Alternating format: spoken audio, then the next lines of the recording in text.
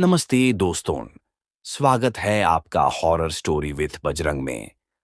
मेरा नाम बजरंग है और आज मैं लेकर आया हूं एक ऐसी कहानी जो आपके दिल में खौफ भर देगी। ये है कल्याणदी के उस भयानक गांव की दस्तान, जहां पर छायां जिंदा हैं और हर एक कदम पर मौत का साया मंडलाता है। 5 दोस्तों का ये सफर एक खौफनाक राज की गहराई में उतरता है, जहां से वापस लौटना नामुमकिन सा लगता है। तो अपनी हिम्मत बंधिए, अपने दरवाजे बैंड कीजिए और तैयार हो जाइए एक ऐसे दार के लिए जो आपको अपनी जकाट में ले लेगा। चलिए शुरू करते हैं। गर्मियों की छुट्टियों का मौसम था, जब 5 दोस्तों अर्जुन, मीरा, विक्रम, निशा और सिद्धार्थ ने अपने रूखे सूखे शहर से निकलकर किसी अनजान जगह पर रोमांच की तलाश करने का फैसला किया। ये पांचों कॉलेज के दिन से एक दूसरे के साथ थे और हर साल गर्मियों में कुछ नया करने की उनकी परंपरा थी। इस बार अर्जुन, जो हमेशा ग्रुप का लीडर रहा करता था, ने शहर की पुरानी लाइब्रेरी में एक धूल भरी किताब में कुछ ऐसा पाया जिसने उसकी उत्सुकता को और भड़का दिया। किताब में एक गांव का जिक्र था, जिसका नाम था कल्याणडीह। ये गांव मध्य भारत के घने जंगलों में कहीं गुमनाम सा बसा था, जो 30 साल पहले अचानक वीरान हो गया था। स्थानीय लोग इस गांव के बारे में फुसफुसाकर बात करते थे। कहते थे कि रात के सन्नाटे में कल्याणडीह की गलियों में अजीब सी परछाइयां घूमती हैं। हवा में रहस्यमयी सिसकियां और फुसफुसाहटें सुनाई देती हैं, जैसे कोई अनजानी ताकत वहां बसती हो। कुछ लोगों का मानना था कि गांव में कुछ ऐसा हुआ था जिसके बाद कोई वहां टिक नहीं पाया। अर्जुन ने किताब की पंक्तियां अपने दोस्तों को पढ़कर सुनाई। उसकी आंखों में उत्साह और डर का मिश्रित भाव था। देखो, अगर किसी को डर लग रहा है तो अभी बोल दे, वहां पहुंचकर पछताना मत। विक्रम, जो हमेशा से बेफिक्र और थोड़ा घमंडी था, ने हंसते हुए कहा। डर? अरे, भूत वूत तो हमें देखकर ही भाग जाएंगे। चलो, मजा आएगा। मीरा, जो ग्रुप में सबसे सतर्क थी, ने हिचकिचाते हुए कहा। अर्जुन, मुझे कुछ ठीक नहीं लग रहा। ये जगह कुछ गड़बड़ है। लेकिन निशा और सिद्धार्थ ने मीरा की चिंता को हंसी में उड़ा दिया। अरे मीरा, थोड़ा रिस्क तो बनता है। बिना डर के रोमांच कहां? निशा ने चहकते हुए कहा। सिद्धार्थ ने भी हामी भरी। हाँ, और अगर कुछ हुआ भी तो हम पांचों साथ हैं। क्या बिगड़ जाएगा? आखिरकार मीरा की चिंताओं को दरकिनार करते हुए पांचों ने अपनी पुरानी जीप में सामान लादा और कल्याणडीह की ओर निकल पड़े। रास्ता लंबा और टेढ़ा मेढ़ा था। शहर की चमक दमक धीरे धीरे पीछे छूटती गई और उनकी जीप जंगल के घने रास्तों में प्रवेश कर गई। पेड़ों की टहनियां इतनी सघन थीं कि दिन में भी अंधेरा सा लगता था। रास्ते में कभी कभी कोई छोटा मोटा गांव दिखता, लेकिन जैसे जैसे वे आगे बढ़े, सभ्यता के निशान गायब होते गए। जीप की खटखटाहट और दोस्तों की हंसी मजाक ही वहां की एकमात्र आवाजें थीं। दोपहर के करीब जब वे कल्याणडीह के किनारे पहुंचे, तो जीप को रोकना पड़ा। सामने का दृश्य ऐसा था कि पांचों की बोलती बंद हो गई। गांव के प्रवेश द्वार पर एक टूटी फूटी पगडंडी थी, जिसके दोनों ओर पुराने खंडहर हो चुके मिट्टी के घर खड़े थे। कुछ घरों की दीवारें आधी ढह चुकी थीं, कुछ की छतें गायब थीं और कुछ झलकर काले पड़ गए थे। लकड़ी के टूटे हुए खंभे और उखड़े हुए दरवाजे ऐसे लग रहे थे जैसे किसी ने गांव को जबरन छोड़ दिया हो। सबसे अजीब बात थी सन्नाटा। न कोई पक्षी, न कोई कीड़ा, न हवा की सरसराहट। हवा में एक अजीब सी ठंडक थी, जो रीढ़ में सिहरन पैदा कर रही थी। ये जगह तो सचमुच डरावनी है, निशा ने धीरे से कहा। उसकी आवाज सन्नाटे में गूंज गई। ऐसा लगता है जैसे ये गांव मर गया हो। सिद्धार्थ ने कंधे उचकाए। शायद इसलिए इसे भूतियां कहते हैं। चलो, अंदर चलकर देखते हैं। अर्जुन ने हामी भरी। हाँ, यही तो हमारा मकसद है। गांव के बीच में चलते हैं, शायद कुछ क्लू मिले। मीरा ने विरोध करने की कोशिश की। अर्जुन, मुझे लगता है हमें वापस जाना चाहिए। लेकिन बाकी चारों का उत्साह उसे चुप करा गया। वे पगडंडी पर चल पड़े। सूखे पत्ते उनके कदमों तले छटक रहे थे और हर कदम के साथ सन्नाटा और गहरा होता जा रहा था। गलियां संकरी थीं और दोनों ओर खड़े खंडहर घरों की खाली खिड़कियां उन्हें घूर रही थीं, जैसे कोई उन पर नजर रख रहा हो। कुछ मिनटों की पैदल यात्रा के बाद वे गांव के एक छोटे से चौक में पहुंचे। चौक के बीच में एक विशाल बरगद का पेड़ खड़ा था, जिसकी टहनियां इतनी उलझी और मुड़ी हुई थीं कि वे किसी जकड़े हुए प्राणी की तरह लग रही थीं। पेड़ की जड़ों में फटे हुए कपड़े, टूटी गुड़ियां और पुरानी रस्सियां उलझी हुई थीं, जैसे किसी ने उन्हें जानबूझकर वहां छोड़ा हो। पेड़ के नीचे एक पुराना जर्जर झूला था, जो धीरे धीरे हिल रहा था। हवा बिल्कुल थमी हुई थी, फिर भी झूला हिल रहा था, जैसे कोई अदृश्य ताकत उसे हिला रही हो। मीरा ने अर्जुन का हाथ पकड़ लिया, उसकी आवाज कांप रही थी। अर्जुन, ये ठीक नहीं है, हवा तो चल ही नहीं रही। सिद्धार्थ ने माहौल हल्का करने की कोशिश की। शायद ये उन बच्चों की निशानी है जो यहां रहते थे।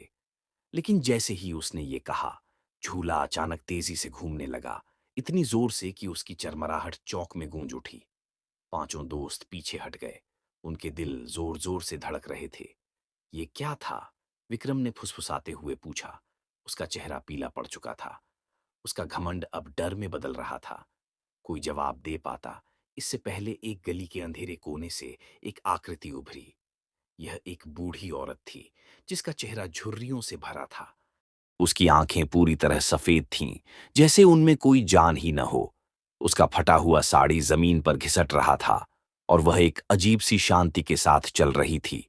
तुम्हें यहां नहीं होना चाहिए, उसने रूखी, खुरदरी आवाज में कहा, जैसे सूखे पत्ते पत्थर पर रगड़ रहे हों। जो कल्याण डीह में आते हैं, वे कभी वापस नहीं लौटते। परछाइयां उन्हें ले जाती हैं। अर्जुन ने हिम्मत जुटाकर आगे कदम बढ़ाया, हालांकि उसकी आवाज में हल्की सी कंपकंपी थी।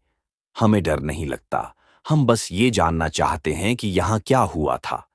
बूढ़ी औरत के होठों पर एक डरावनी मुस्कान उभरी, जो उनकी रीढ़ में सिहरन दौड़ा गई। सच चाहिए?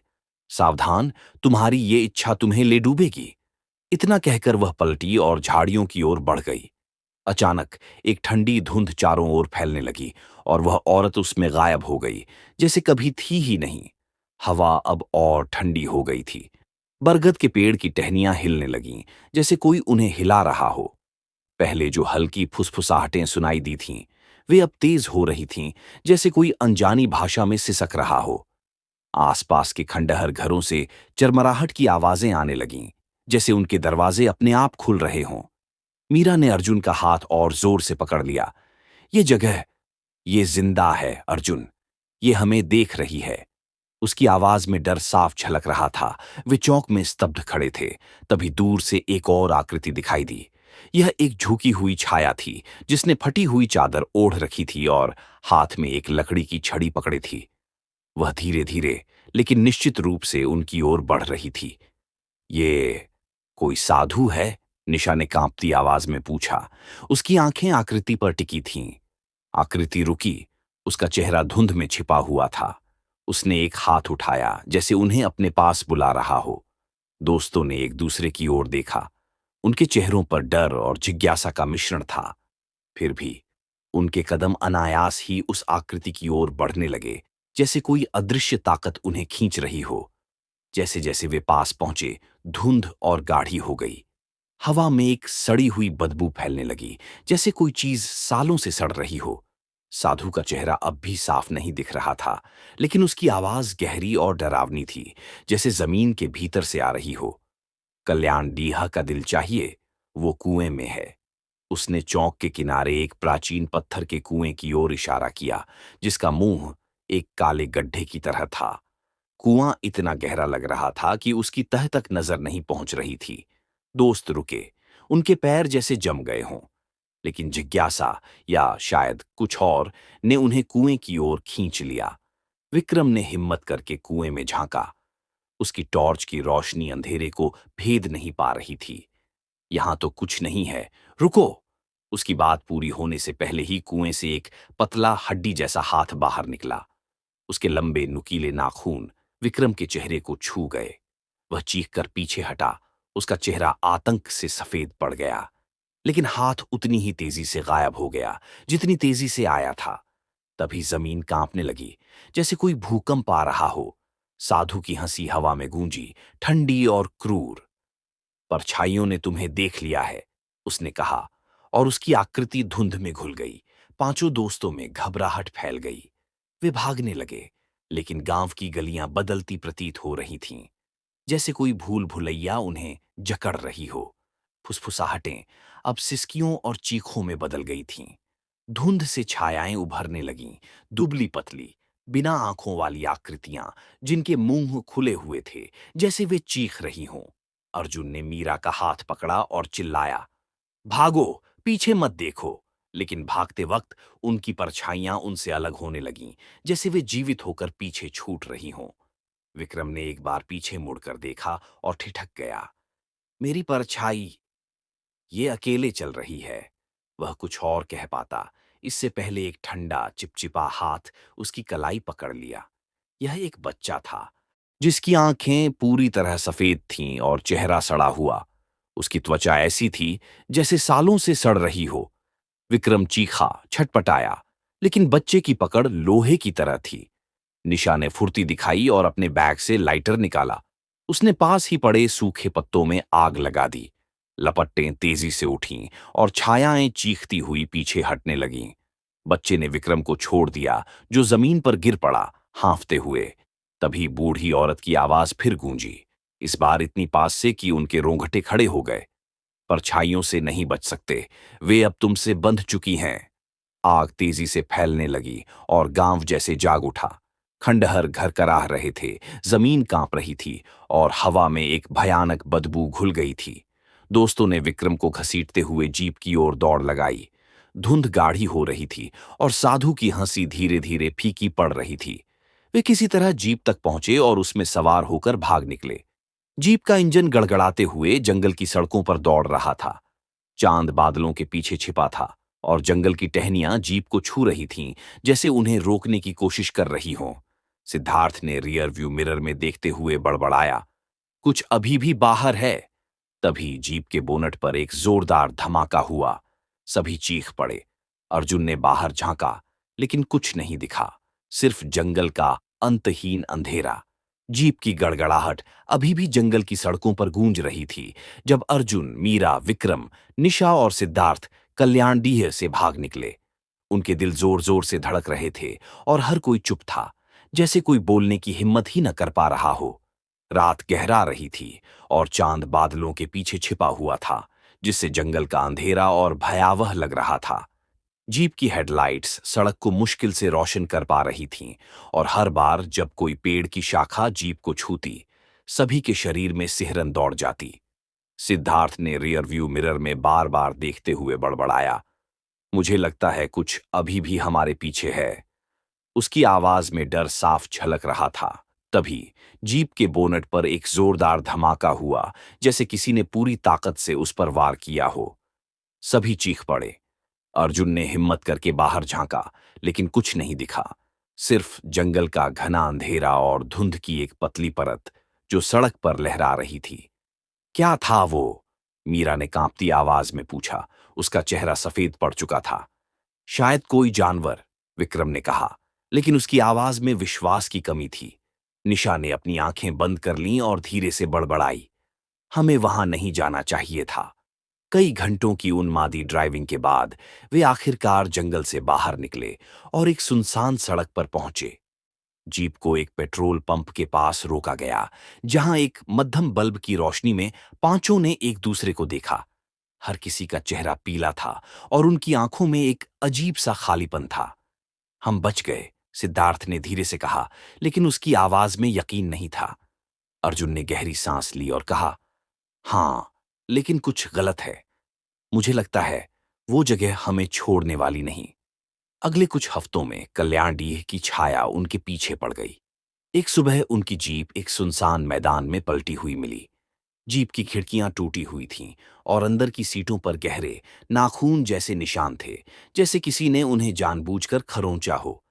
डैशबोर्ड पर किसी ने जंग लगे धातु से खरोंच कर लिखा था, हम अभी भी यहीं हैं।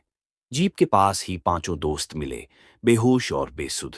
उनके शरीर पर अजीब चोट जैसे निशान थे। उनकी आंखें खुली थीं, लेकिन उनमें कोई भाव नहीं था, जैसे उनकी आत्माएं कहीं खो गई हों। स्थानीय लोगों ने उन्हें नजदीकी अस्पताल पहुंचाया, जहां डॉक्टरों ने उनके निशानों को देखकर हैरानी जताई। ये निशान, ये किसी जानवर के नहीं हैं, एक डॉक्टर ने कहा। ये कुछ और है। दोस्तों को उनके घर भेज दिया गया, लेकिन उनके साथ जो हुआ वह कोई सामान्य घटना नहीं थी। उनके घरों में अजीब सी चीजें शुरू हो गईं। रात के सन्नाटे में बच्चों की हंसी जैसी फुसफुसाहटें सुनाई देने लगीं। खिड़कियों पर खरोंच की आवाजें आतीं, जैसे कोई नाखूनों से कांच को खुरच रहा हो। पड़ोसियों ने बताया कि देर रात उनके घरों में छायाएं घूमती दिखती थीं, तब भी जब कोई घर पर नहीं होता था। 3 दिन बाद सिद्धार्थ के घर से एक भयानक चीख सुनाई दी। उसके परिवार ने दरवाजा तोड़ा और अंदर का दृश्य देखकर उनकी सांसें थम गईं। सिद्धार्थ छत से लटक रहा था। उसका शरीर एक पुरानी रस्सी से बंधा था। उसके चेहरे पर एक भयानक मुस्कान जमी थी, जैसे वह अपनी मृत्यु का आनंद ले रहा हो। उसकी आंखें आतंक से फैली हुई थीं और कमरे की दीवारों पर खरोंच कर बनाए गए चित्र थे, बिना आंखों वाले चेहरों और हड्डी जैसे हाथों के। ये चित्र इतने भयावह थे कि पड़ोसी डर के मारे भाग खड़े हुए। पुलिस को बुलाया गया, लेकिन कोई सुराग नहीं मिला। सिद्धार्थ की मौत को आत्महत्या मान लिया गया, लेकिन अर्जुन और बाकी दोस्तों को यकीन था कि यह कोई साधारण घटना नहीं थी। मीरा का हाल और भी भयानक था। एक रात उसका भाई उसे ढूंढने उसके कमरे में गया। वह अपने बेडरूम के शीशे के सामने खड़ी थी। उसकी आंखें शीशे में जमी थीं, जैसे वह किसी ट्रांस में हो। शीशा धुंधला था, जैसे उसमें कोहरा भर गया हो। जब उसका भाई पास गया, तो उसने शीशे में मीरा की परछाई की जगह कुछ और देखा। सड़े हुए बच्चों की एक भीड़, जिनकी आंखें खाली थीं और मुंह चीखने की मुद्रा में खुले थे। वे मीरा को घूर रहे थे, जैसे उसे अपने साथ ले जाने की तैयारी कर रहे हों। अचानक मीरा चीखी और जमीन पर गिर पड़ी। उसका शरीर राख की तरह बिखर गया और कमरे में सिर्फ उसका दुपट्टा रह गया, जो धूल में पड़ा था। उसका भाई सदमे में चीखता रहा, लेकिन कोई जवाब नहीं मिला। निशा और विक्रम, जो अब तक जीवित थे, डर के मारे पागल हो रहे थे। उन्होंने फैसला किया कि उन्हें इस शाप से बचने के लिए कुछ करना होगा। पास के एक छोटे से कस्बे में एक तांत्रिक का पता चला, जिसके बारे में कहा जाता था कि वह आत्माओं और काले जादू से निपट सकता है। वे तांत्रिक के पास पहुंचे, जो एक छोटे से मंदिर में रहता था। तांत्रिक ने उनकी हालत देखी और गंभीर स्वर में कहा, तुमने ऐसी जगह कदम रखा है जहां कोई नहीं जाता। तुम्हारी आत्माएं अब तुम्हारी नहीं रहीं। उसने एक खास धूप जलाई और मंत्र पढ़ने शुरू किए। धुआं कमरे में फैलने लगा और तभी निशा और विक्रम की आवाजें बदल गईं। उनकी आवाजें अब दोहरी हो गई थीं, आधी इंसानी, आधी राक्षसी। तुम्हें नहीं बचा सकते, तांत्रिक ने डरते हुए कहा। उसका चेहरा पीला पड़ गया था। परछाइयों ने तुम्हारी आत्माओं पर कब्जा कर लिया है। इससे पहले कि वह कुछ और कह पाता, निशा और विक्रम के शरीर कांपने लगे। उनकी आंखें सफेद हो गईं और अचानक उनका शरीर काले धुएं में बदल गया। धुआं हवा में घुल गया और कमरा खाली रह गया। तांत्रिक ने मंदिर का दरवाजा बंद कर लिया और कहा, अब सिर्फ एक बचा है, लेकिन वह भी नहीं बचेगा। अर्जुन, जो अब ग्रुप में अकेला जीवित था, सच जानने के लिए बेताब हो गया। वह समझ चुका था कि कल्याणडीह कोई साधारण गांव नहीं था। उसने फैसला किया कि उसे उस किताब को फिर से ढूंढना होगा जिसमें इस गांव का जिक्र था। वह शहर की लाइब्रेरी लौटा, जहां उसने पहली बार कल्याणडीह के बारे में पढ़ा था। घंटों की मेहनत के बाद उसे एक पुरानी जर्जर डायरी मिली, जिसके कवर पर लिखा था, कल्याणडीह के रहस्य। उसकी उंगलियां कांप रही थीं जब उसने डायरी खोली। डायरी में लिखा था कि कल्याणडीह कभी साधारण गांव नहीं था। दशकों पहले यह काले जादू और तंत्र मंत्र का गढ़ था। वहां के कुछ लोग, जो अंधविश्वास और लालच में डूबे थे, निर्दोष बच्चों की बलि देते थे, ताकि उनकी आत्माएं शक्तिशाली राक्षसी ताकतों को प्रसन्न करें। इन बलियों के बाद गांव में अजीब सी घटनाएं शुरू हो गईं। लोग गायब होने लगे और जो बचे वे पागलपन की कगार पर पहुंच गए। आखिरकार एक रात पूरे गांव को आग के हवाले कर दिया गया, लेकिन बच्चों की आत्माएं वहां फंस गईं। वे अब बदला लेने वाली परछाइयों के रूप में हर उस इंसान को निशाना बनाती थीं जो कल्याणडीह में कदम रखता था। डायरी की आखिरी पंक्ति ने अर्जुन की रीढ़ में सिहरन दौड़ा दी। जो कल्याणडीह से बचकर निकल भी जाए, परछाइयां उसे ढूंढ लेती हैं। तुम्हारी बारी है। उसने डायरी बंद की और तभी पीछे से एक बच्चे की हंसी गूंजी। उसने पलटकर देखा, लेकिन लाइब्रेरी खाली थी। उसकी गर्दन पर ठंडी सांस महसूस हुई और एक फुसफुसाहट उसके कानों में गूंजी। तुम हमारे पास आए थे, अब तुम हमारे हो। उसने डरते हुए फिर से पीछे देखा और वहां मध्यम रोशनी में एक बच्चा खड़ा था। उसकी आंखें खाली थीं और उसके चेहरे पर एक मुड़ी हुई मुस्कान थी। अर्जुन चीखना चाहता था, लेकिन उसका गला सूख गया। तभी डायरी से एक हड्डी जैसा हाथ बाहर निकला और उसे अंदर खींच लिया। डायरी जोर से बंद हुई और लाइब्रेरी में सन्नाटा छा गया। किताब की अलमारी हल्के से कांपी, जैसे उसमें कुछ कैद हो गया हो। वर्षों बाद कल्याणडीह आज भी एक निषिद्ध जगह है। स्थानीय लोग इसका नाम लेने से भी डरते हैं। जो लोग वहां जाने की हिम्मत करते हैं, वे कभी वैसे नहीं लौटते। कुछ लोग कहते हैं कि रात के सन्नाटे में कल्याणडीह की गलियों में अब भी बच्चों की सिसकियां सुनाई देती हैं। लाइब्रेरी में बंद वह डायरी रात को कांपती है, जैसे उसमें फंसी आत्माएं आज भी निकलने की कोशिश कर रही हों। कुछ लोग कहते हैं कि अगर आप रात में लाइब्रेरी के पास से गुजरें तो आपको बच्चों की हंसी सुनाई देगी, और अगर आप बहुत ध्यान से देखें तो आपको एक परछाई दिखेगी। एक अकेला आदमी जो किताबों के बीच खड़ा है, लेकिन उसकी आंखें खाली हैं। कहते हैं कि कल्याणडीह की परछाइयां कभी नहीं सोती। वे इंतजार करती हैं उस अगले इंसान का जो गलती से उनके गांव में कदम रखते, और जब वे उसे ढूंढ लेती हैं तो वह कभी वापस नहीं लौटता। तो स्टोन, यह थी कलियंदी के उस भूतिया गांव की कहानी, जहां हर परछाई एक दार का राज छुपाती है। क्या आपने कभी ऐसी जगह देखी है जहां हर सांस के साथ दर साथ चलता हो? अपने ऐसे कोई अनुभव हमें कमेंट सेक्शन में जरूर बताएं।